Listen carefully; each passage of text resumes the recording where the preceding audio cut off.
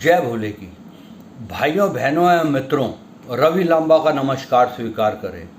भाइयों, आज मैं आप लोगों से एक अपना एक्सपीरियंस शेयर करना चाहता हूं जो वो इन्हीं दिनों में मेरे साथ हुआ। लॉकडाउन का पीरियड था। मैं सब्जी लेने जाता था।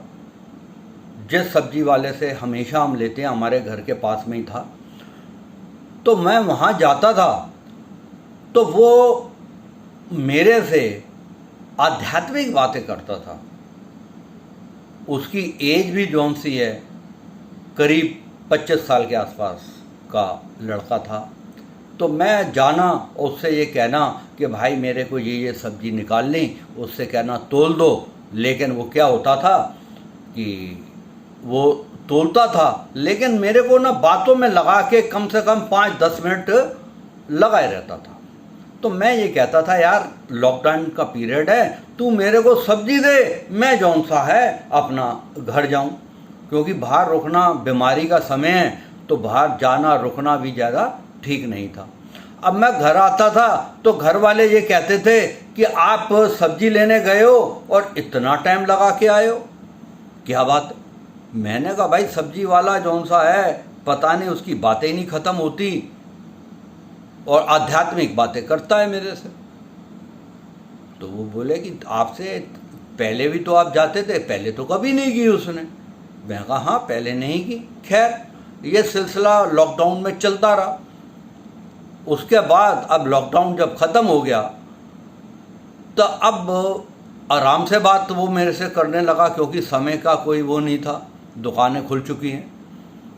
तो बातचीत होती थी उससे कि भाई आध्यात्मिक बातें करता था वो मेरे से। मैं उससे कहता, भाई मेरे से आध्यात्मिक बातें तू क्यों करता है? पहले भी तो मैं तेरे से इतना टाइम हो गया है, बात आता था जाता था, तो तब तो तूने कभी भी मेरे से आध्यात्मिक बातें नहीं की।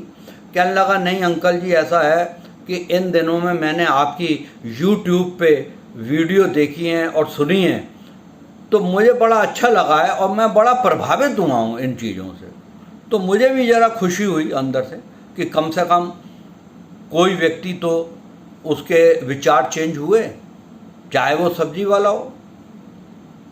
तो ये वाली बात जौन सा है करता रहा। मैंने कहा बेटा ऐसा है कि अब आप कहने लगे मैं आध्यात्मिकता में मेरा बड़ा ना मतलब बड़ा मन करता है उधर इस रास्ते पे चलना। मैं बहुत अच्छी बात है। मैंने कहा आप बेटा ऐसा किया करो कि एक झूठ मत बोला करो, काम मेहनत से किया करो, किसी से चीटिंग मत किया करो और अपने माँ बाप की सेवा करो, सबसे बेस्ट है।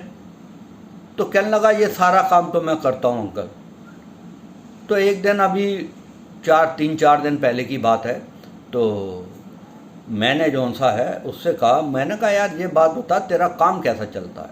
कहने लगे जी काम मैं मेहनत तो बहुत ज़्यादा करता हूँ, लेकिन उतना फ़ायदा नहीं है जितना कि होना चाहिए। सुबह मुझसे बोला अंकल मैं सुबह 5 बजे मंडी पहुँच जाता हूँ और शाम तक दुकान लगी रहती है। शाम को 6-7 बजे हम लोग घर पहुँच पाते हैं, थक जाते हैं और जो हमें मिलना चाहिए वो नहीं मिलता है। तो मैंने उससे ये पूछ लिया कि मैंने कहा अच्छा बेटा ये बता कि मेहनत और भाग्य में कौन बड़ा है? तो वो बड़ा मुस्कुराया मुझे मेरा क्वेश्चन सुन के। क्या अंकल मैं अब आपको बताऊं, क्योंकि मुझे भी इसी बातों में बड़ा बातें अच्छी लगती हैं और आपने ये बड़ी अच्छी बात मेरे से पूछी है। क्या मेरे से पूछा कि अंकल क्या आपका बैंक के अंदर कोई लॉकर है? मैं कहा हाँ है। तो कहने लगा अब मेरी बात आपको बहुत अच्छे से समझ में आ जाएगी। मैंने कहा वो कैसे?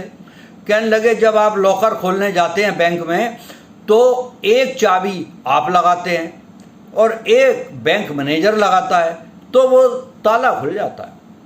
मैंने कहा बिल्कुल सही बात है। कहने लगा ऐसे ही हम मेहनत की चाबी लगाते हैं और जो प्रभु है वो भाग्य की चाबी लगाते हैं। अगर ये दोनों चाबियां लग जाएं तो आदमी की किस्मत का ताला खुल जाता है। मेहनत तो सभी कर रहे हैं, भाग्य की अगर चाबी प्रभु के हाथ में है। मैं कहा बात तो बहुत अच्छी की उसने। कहने लगे मैं मेहनत में पीछे नहीं होता हूँ, हो सकता है कि मैं मेहनत ना करूं और भाग्य की चाबी प्रभु लगाए तो मज़ा नहीं आएगा, और अगर मैं मेहनत करता रहूँगा और उधर से भाग्य की चाबी लग जाएगी तो दोनों जो चाबियां लगेंगी तब जौन सा है ताला खुल जाएगा। तो मुझे जब वो बात सुनी तो भाइयों बहनों मित्रों, मेरा मन बड़ा ही गदगद हो गया और ऐसा मेरा मस्तिष्क भी एकदम ऐसा लगा कि ये क्या लड़का बोल रहा है। मैंने कहा तबीयत खुश कर दी इस लड़के ने, क्या बात की है। कहने लगे जी दोनों ही चाबियां मेहनत हम करेंगे और प्रभु तभी साथ देते हैं, भाग्य की चाबी भी तभी लगती है। ऐसा नहीं कि हम मेहनत करते रहें और उधर भाग्य की चाबी ना लगे, या वो भाग्य की चाबी लगे तो मेहनत रूपी चाबी ना लगे। तो दोनों चाबियों का लगना बहुत ज़रूरी है। तो भाइयों, ज्ञान कहाँ से मिलना है?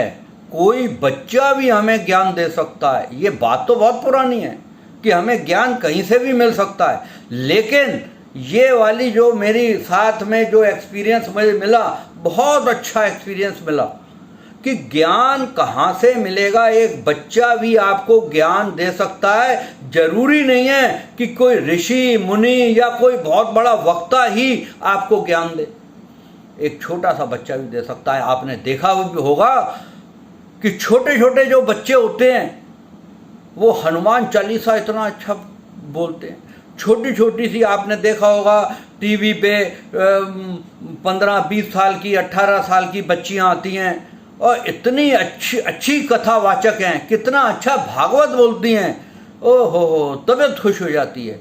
तो भाइयों, जैसे कि हमारा पूर्व जन्मों का पाप और पुण्य हमारे साथ में आते हैं, ऐसे ही हमारा ज्ञान भी आगे आता है।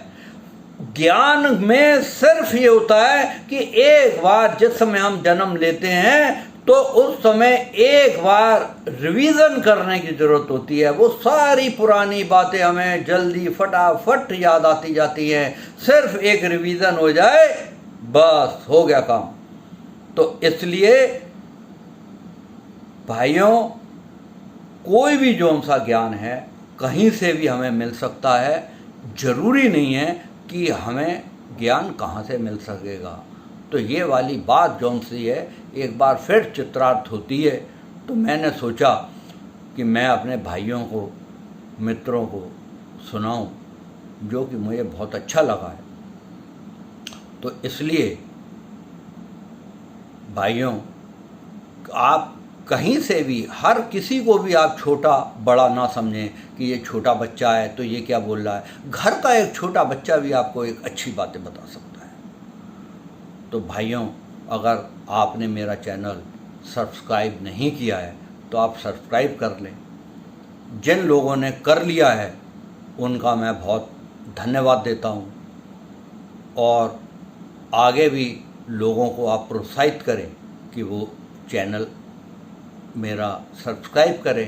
अगर आपको लगता है मेरी बातें अच्छी लगती हैं तो आप शेयर करें, अपने व्हाट्सएप ग्रुप के ऊपर लोगों को शेयर करें, जिससे कि वो भी मेरी बातें सुन सकें। जय भोले।